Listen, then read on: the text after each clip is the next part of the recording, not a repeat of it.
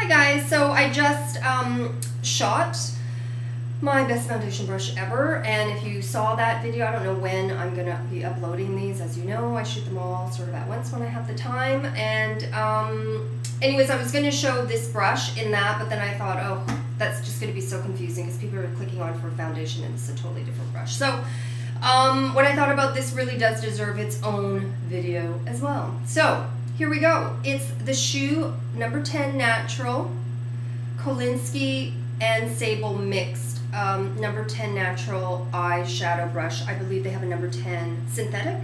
Maybe it's not called number 10. But anyways, so this little sucker, so many of you had mentioned when I was looking for that dupe for the Scott Barnes brush, which honestly at this point I've gotten so many of these little flat brushes, I haven't found anything like it, and nor will I, so I will just give that up.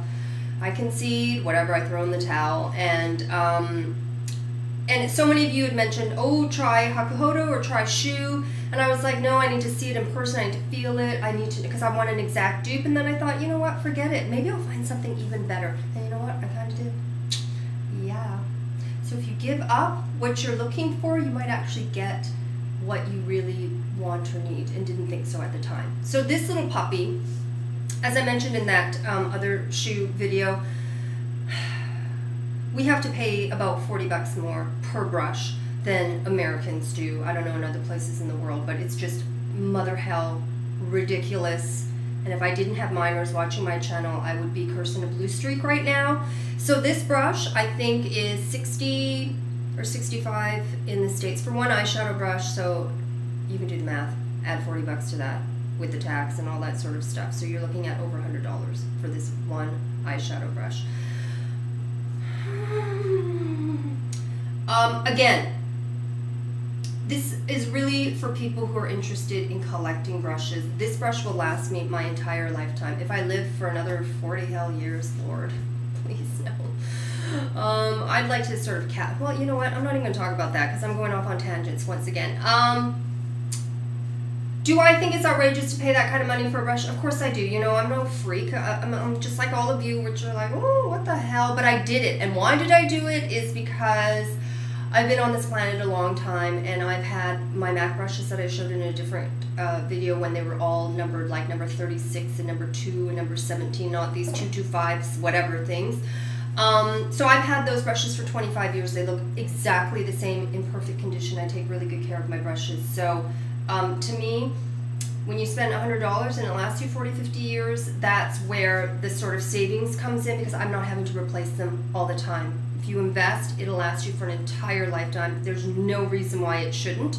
So even though it hurt me and I cried, I decided to bite the bullet and get it, and I mother hell love this brush. Now I've gotten some Hakuhodo ones as well. Again, I will be doing a separate video for all of those brushes. I got quite a few of those, and I did get this sort of flat, sort of firmer brushes, but this one is special. And again, it's the density of this brush. It's very soft, it does have some flex, but it's packed really, really densely. And the way that an eyeshadow goes on, I don't know the whole mechanics of the way that they pack these little hairs, but 2 days in a row I use the exact same eyeshadow with this brush and then with the Hakuhodo brush.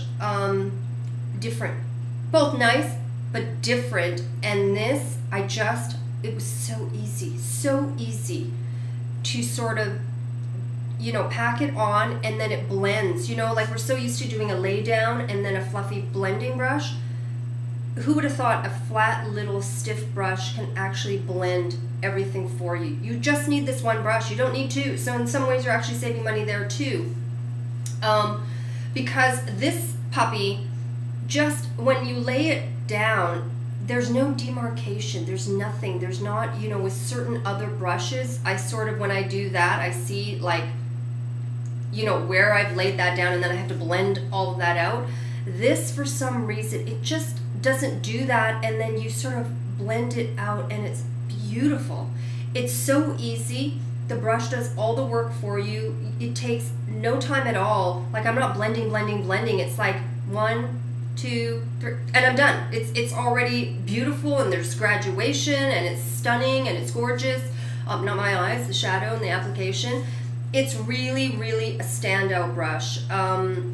What else can I tell you about it? You know, I wash all my brushes in sort of Dr. Bronner's Castile soap. It's just all organic and natural, but I get the lavender because lavender is a natural antibacterial. So I don't know why people, well, I do. I mean, I know why people wash their brushes in alcohol and such to get the bacteria out, but if you can do natural lavender, I think that's better, because to me, alcohol, I would never ever have alcohol touch this brush. I spent $100 on these, people. Like, there's no mother hell way. It's kind of like dumping alcohol in your own hair to wash it.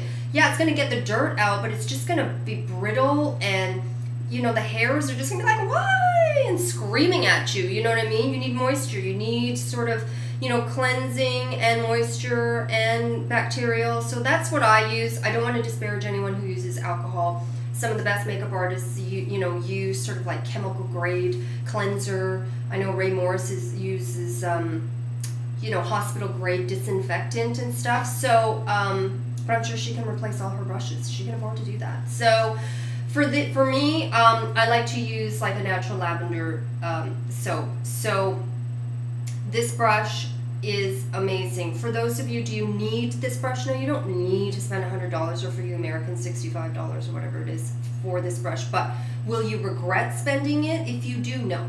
Absolutely not. I thought I might. It took me a while. I hummed and hawed. I didn't really know. And then I finally bit the bullet, and I am so glad. In fact, I don't want to say this too loud, but I may get a backup of this and also the foundation brush. They're just that good. And I may venture into one more shoe brush that I saw, and that's really about it. They don't have a super huge collection. I personally would go more with Hakukoto. They have just so many different shapes and sizes and different brushes that I've never seen, and that's sort of how I want to add to my collection, just unusual brushes and different ways to use that, rather than just sort of the straight, you know, fluffy blender and a flat lay down and all that sort of stuff. So anyways, I'm talking way too much. Love it. I don't want to get lipstick on it, but oh my god, if I could, you know, sleep with it and cuddle it and snuggle it, I would. In fact, I do. Anyways, okay. Bye, guys.